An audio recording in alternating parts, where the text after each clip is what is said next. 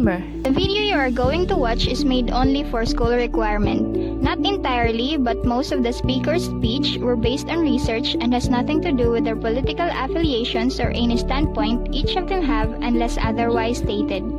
The references were placed at the end of the video to give credits to the respective owners of the ideas and information. A blessed morning or evening to everyone. I'm Aliyah Rishi Ardela Cruz from Rizal Technological University, currently taking up Bachelor of Science in Office Administration. I'm glad to be one of the speakers of this day. I'm going to tackle about leader. Being a leader means having a power, but at the same time, it is hard to be a leader, right? Leader means someone who leads in a group, community, country, and other institution. A leader must be a great follower to know how leadership works that we'll discuss later on. A leader must good at taking care and guiding their members, as well as they should know the capabilities of each member, such as their strengths and weaknesses. A leader should accept the members' opinion so that they will able to brainstorm. A leader must not feared in taking responsibilities and facing the challenges. A leader must inspire their members so that they will do their task more. A leader must good at controlling their emotions. For example, the leader have some personal problems. He or she should not let it affect to the group. A leader also must serve as role model, and a good leader must good at decision making so that it will turn out into masterpiece or it will be successful. So I will share some of my experience of being leader. I was assigned to be a leader in our research. At first, I don't want to accept it because I'm scared that I'm not going to take care of my members, and I'm scared of taking responsibilities, knowing that I'm a lazy person. But then I accept because I want to experience to be a leader. At first, it is hard because some of my members are not doing their tasks and not cooperate during our meetings. But later on, they start to cooperate and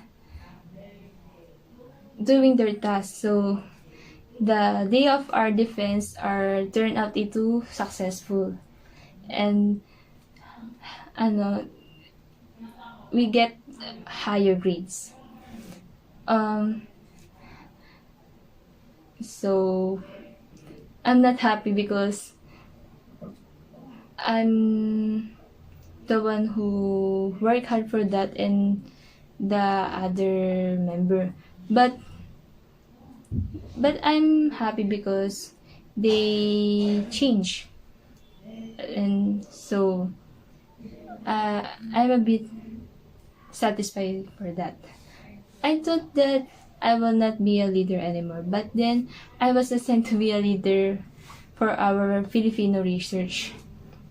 I'm happy that our members are doing well, even though that we come into disagreements.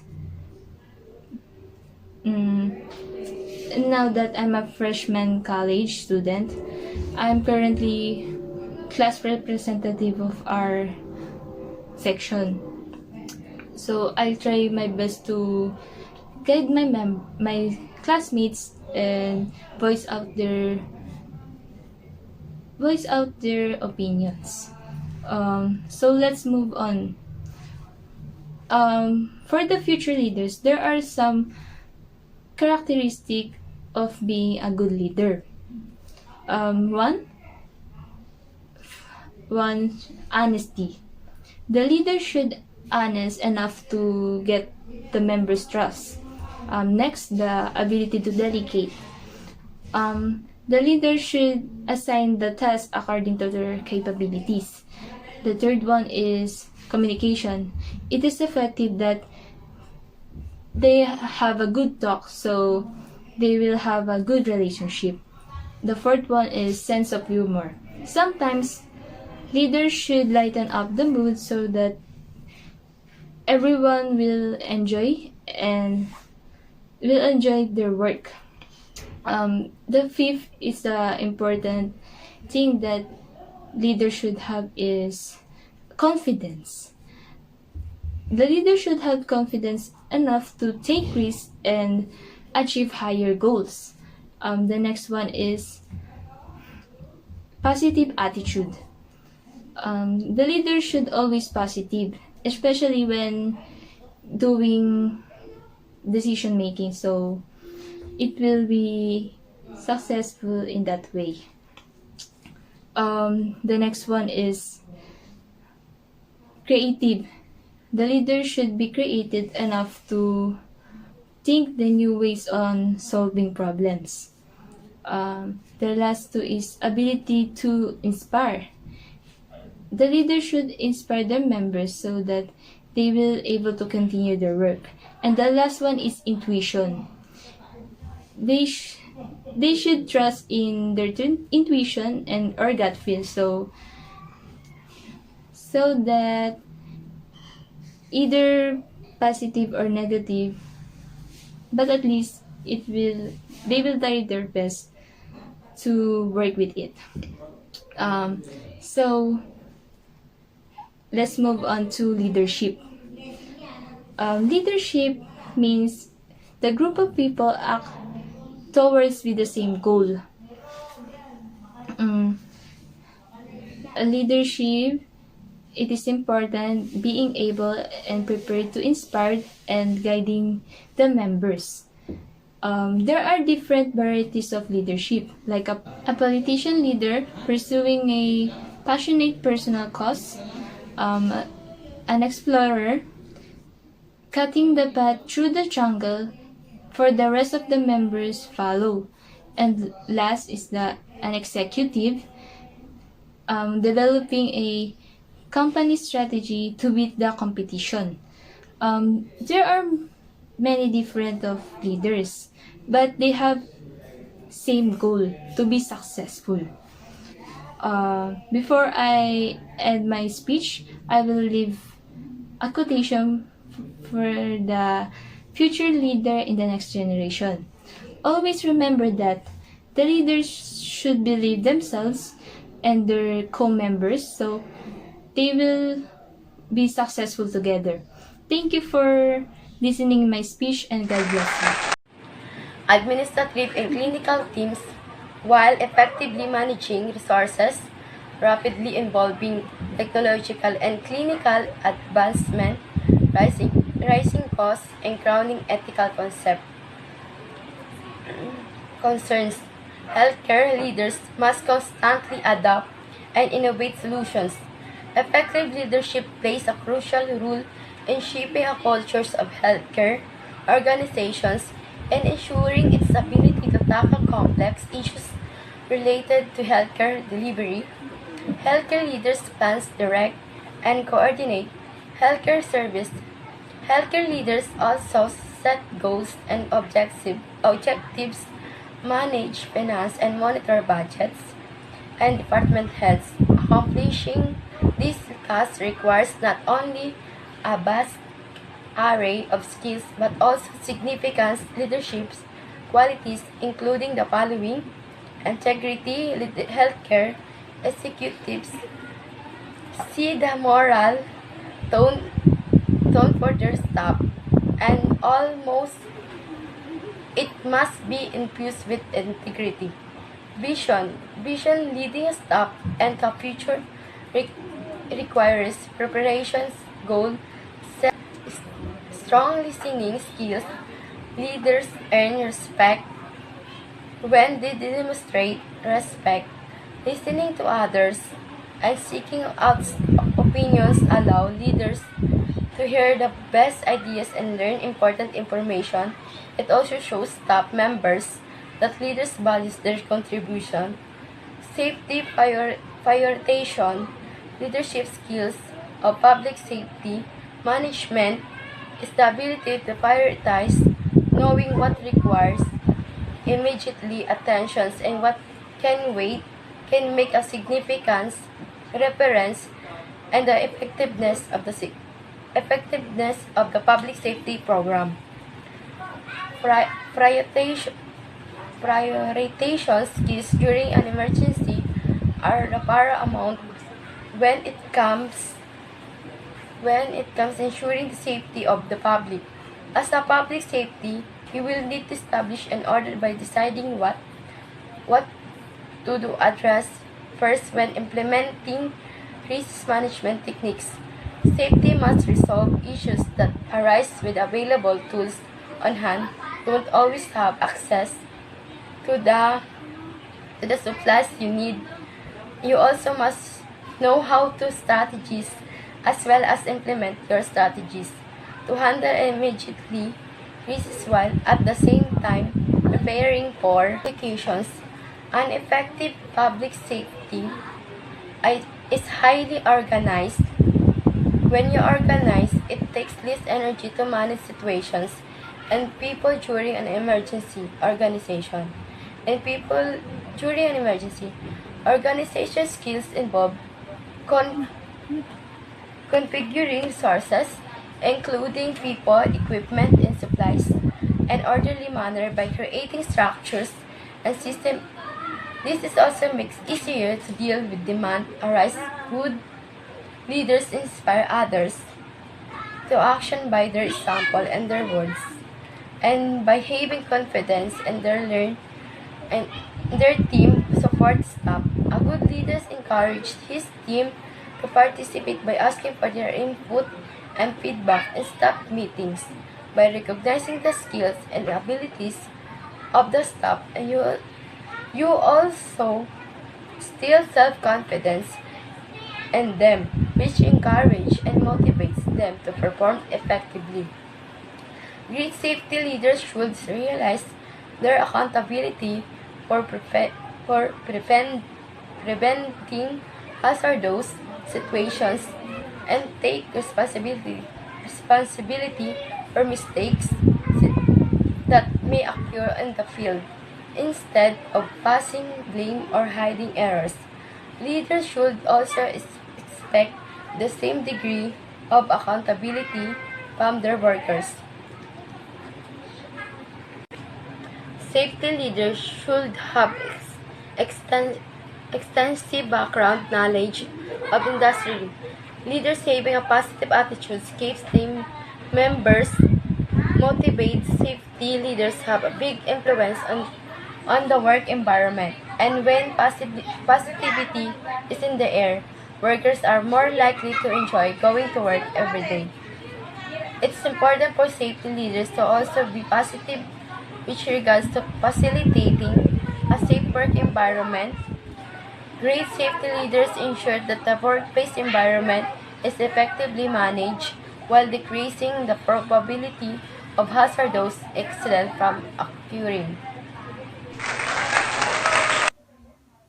A pleasant morning to everyone. My name is ACUñA, one of the 5 presenters for today. I am delighted to speak in front of you. Now, I am tackling about the educational leadership. So what is educational leadership? It is the process of enlisting and guiding the talents and energies of teachers, pupils, and parents toward achieving common educational aims. The main purpose of educational leadership is to guarantee academic success through process, training, and material improvements.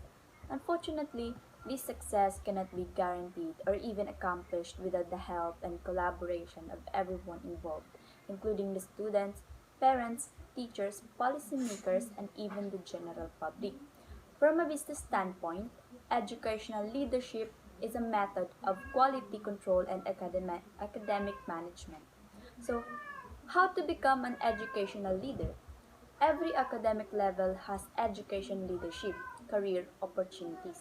For example, this includes private kindergarten directors, public school principals, and university deans. Anyone interested in becoming an educational leader should have an on-hand teaching experience and a bachelor's degree. A master's degree in educational leadership is available as a Master of Arts, Master of Science, and Master of Education. Coursework will include classes that cover law, finance, professional development, and strategic planning. Environmental leader. An environmental leader is one who strives to inspire, not to impress. To me, a leader is not a boss or even a decision maker. A leader is someone who takes the first step as an example and a model to others. Environmental leadership is something that anyone can do by taking the first step in creating awareness, consciousness, and action on reducing harm to our planet. Leadership has shifted focus from the individual to the group or institute. Efforts to link leadership and the natural environment have already begun, and the necessity for environmental leadership has never been higher than ever in the era of complex and evident environmental and social problems, such as climate change, global conflict, limited resources, and overwhelming amount of information. There is no single solution for environmental problems that can solve the conflicts of diversified community relations. Therefore, environmental leadership development is a priority element for improving the deteriorating environment. However, the current education system, especially in Asia, lacking in providing holistic view of environmental issues, as well as inter or transdisciplinary and cross-cultural approaches, or a balance between the environmental, economic, and social dimensions using hands-on experience. In response, IPIEL strives to fill this gap by improving educations for environmental leaderships with sustainability issues in mind. Economic leadership.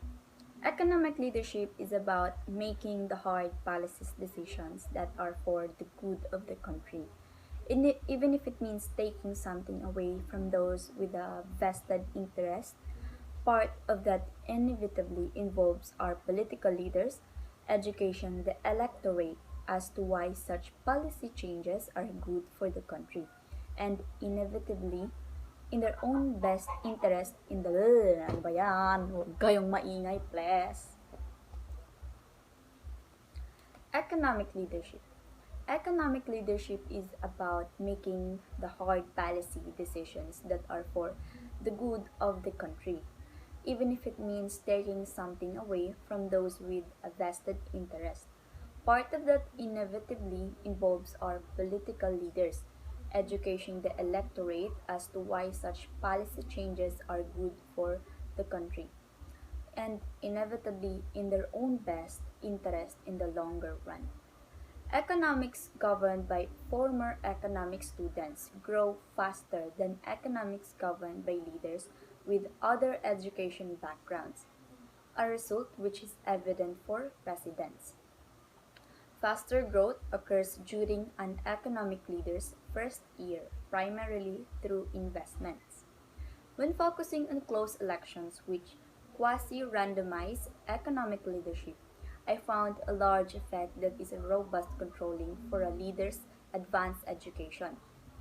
Investors seem to hasten their activity in anticipation of their economic leaders' eventual reduction of the top personal income tax rate.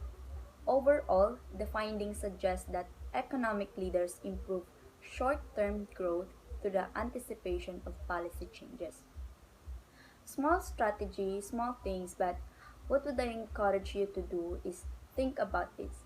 When you have leadership position, invest this time itself, awareness, self-reflection, self-regulation, and self-leadership in general before you go out and lead others. Because very often we hear about leadership like people who want to lead, who want to do everything. Why not start first leading yourself? I think we all did this. This will lead to economic leadership that we can strive for, and I think we can start all by doing now. And remember, value is not just a price. Thank you. Good day, my dear listeners, and I am glad to speak in front of you. And I am Nai Kate M. CARANAY from Sibet, one of the speakers for today. I am here to tackle about the Typhoon Ulysses and its effect in our country. So, based on the research, the Typhoon Ulysses in the Philippines is the 21st tropical cyclone for 2020. It hits Luzon hardest from November 11 to 12. The typhoon released power winds and torrential rains that killed dozens of people, destroyed thousands of homes, and left swaths of the island region flooded. The Ulysses, or the third typhoon, hit the country, made landfall over Quezon Province at 10:30 p.m. of November 11, the local time. So, packing maximum sustain of winds 150 km per hour and equivalent of up to 205 km per hour, the typhoon then traversed through central Luzon overnight, moving to within 100 kilometers north of the capital Metro Manila and exiting the landmass on the morning of November 11. As the typhoon crossed the country, dams from all around Luzon near their spilling points, all 7 gates were opened to prevent dam failure, which overflowed from Cagayan River, caused widespread floods in Cagayan and Isabela. Filipinos were shocked as residents of part of Cagayan and Isabela saw their home devastated underwater as Magat Dam released water due to the recent Typhoon Ulysses. The local government officials considered that the flooding was the worst they had in 4 decades. The people had no choice but to run their roofs as to be rescued. The Office of Defense Region 2 Acting Director Harold Cabreros said that the flooding brought by the Typhoon Ulysses affected 21 municipalities and 1 city in Cagayan, while in Isabela has 22 municipalities and 3 cities. Director Cabreros added that the flooding due to typhoon was also reported in 15 municipalities in Nueva Vizcaya and 5 municipalities in Quirino.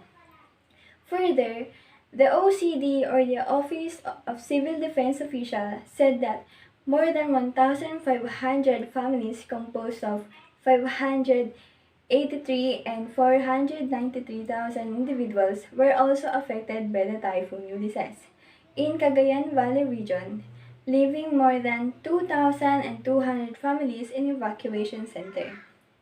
There were also at least 24 casualties in the region due to typhoon due to various reasons such as landslide, drowning, and electrocution that has been experienced by the people in Cagayan and in Marikina.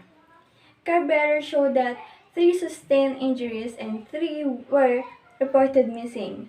The typhoon likewise left billions of damage in regions, agriculture, and infrastructure. They say that, based on the initial reports from the DPWH, or the Department of Public Works and Highways, reported damage to 44.955 million infrastructure. In the same hearing, the OCD CAR Regional Director Albert Magol said that the recent flooding brought by the Typhoon Ulysses underscored the upgrade the capabilities of the early warning and monitoring facilities in the region. Director Magol said that what we see that our early warning system must be effective and efficient so that there is still no time to evacuate and prepare those in low-lying areas, particularly in Cagayan Valley, can prepare. The death toll due to Typhoon Ulysses in the Philippines rose to 67 as of November 15. Based on the NDRRMC, or the National Disaster Risk Reduction Management Council, they also said that at least 21 people were injured while 12 was missing. So flash floods and landslides were reported in the provinces of Catanduanes and Camarines Sur. Large swaths of Luzon, including the capital city, were devastated in roof-level floods in scenes reminiscent of tropical storm Ondoy in 2009. In Marikina City, located in the national capital, officials reported that around 40,400 houses were either partly fully devastated, and 47 evacuation centers in the city are fully with some evacuees searching for temporary shelter in nearby homes. Similar phases of the immerse and people trapped on the rooftops were reported in province of Rizal, Bulacan, and Cavite. As, as the effect of Typhoon Ulysses, we, the RTU students who had been affected, were given academic break for us to recover on what storm given us a severe challenge. Some vulnerable children will become even more disadvantaged children who were already fearful of COVID-19 and strong winds from past typhoons would have relieved their experience with each typhoon that comes their way. Each children were stunted can become severely malnourished from lack of food and contaminated water resources. Children in a controlled evacuation centers may conduct disease and risk experiencing gender bias violence. Learners whose learning modules were swept away by flood waters would have to stop their schooling once again. And that's my topic for today. Thank you. Typhoon is one of the most terrifying calamities to occur on Earth. Even though weather experts were able to predict its strength and all the other possible scenarios it could cause, we still seem to be not prepared enough to have such an alarming number of casualties after the landfall of each typhoons. 11 years after the devastating effect brought by Tropical Storm Ondoy on September 26, 2009, we have again watched the same scene with our fellow Filipinos on top of their roof. Streets covered with flood water, and people wading through waist-deep water with their possession on their heads in Marikina and some parts of Quezon City. 2 days later, we read messages of desperate pleas and watched on various social media platforms more heartbreaking scenes in Cagayan and Isabela provinces, where neighborhoods and highways were covered with water. Authorities called it massive flooding, the worst one they had experienced. The rough flow of floods during the onslaught of the typhoon caused the death of 73 people, with 68 injured and a total of 19 people missing across all the affected areas, mainly in Luzon, by which the typhoon has kept its eye. It may be impossible to take down the typhoon, but if we come to think of it, these scenarios could have been avoided if we only did our best, or if we're only well informed of the probable mishap the approaching disaster would cost us. Well, there's no use in saying that now, and all we should just do right now is to think of the possible easy ways on how we could extend our help to our kababayans whose places are in mud pit again. In response to the aftermath of the said calamity, the Philippine government is said to have established a national government center in Nuclear City in Tarlac, which provides an integrated government center outside the national capital region in case of disaster through an Executive Order number 119, which was signed by President Rodrigo Duterte recently. The said EU also directs the whole government to establish satellite offices therein. The rationale behind the EO is to ensure that government functions and operations in the event that Manila is affected by natural calamities will not be impeded and can proceed as required. Likewise, due to the impact of the recent typhoons that struck the country in the island of Luzon, Duterte declared the entire Luzon under a state of calamity. On 16th of November, Duterte signed Administrative Order number 35 authorizing the extension of active hazard duty pay to all frontline human resources for health while the country is still in a state of national emergency. Whereas another EO was signed by Duterte to form a Build Back Better task force that would not only dispense a science-based approach in the rehabilitation and recovery efforts of the Philippine government, but would also fast-track the distribution of assistance to victims of the last 5 typhoons that hit the country. The task force is also mandated to provide immediate solutions to disaster rehabilitation and recovery in typhoon-affected areas and communities.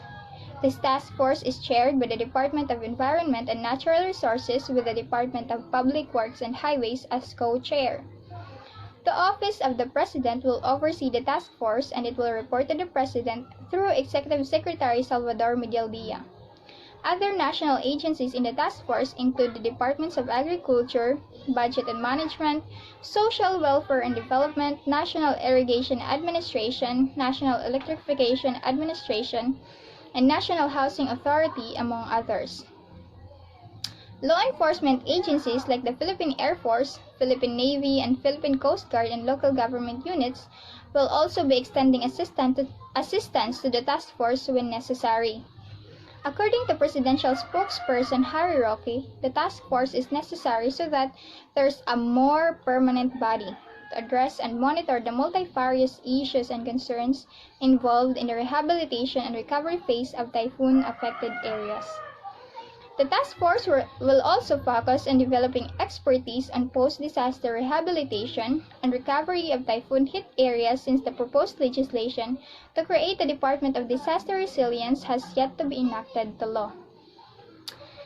The House of Representatives has approved its version of the DDR bill, but the said measure is still pending for Senate approval. The Philippine government will also implement a tree planting program as part of its reforestation efforts.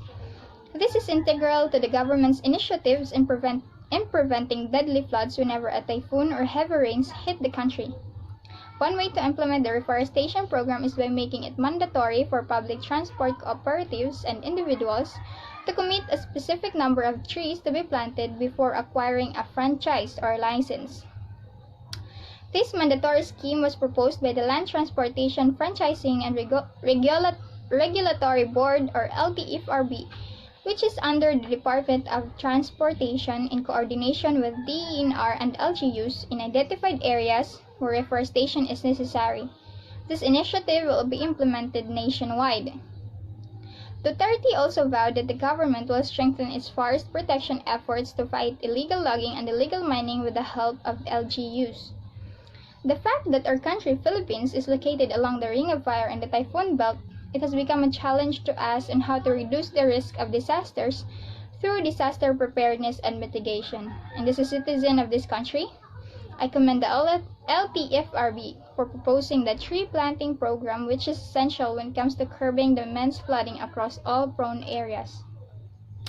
And to all of you who are watching right now, it is time for you to know and make an effort to help our nation under Mother Earth if we all wanted to avoid the consecutive occurrence of natural calamities.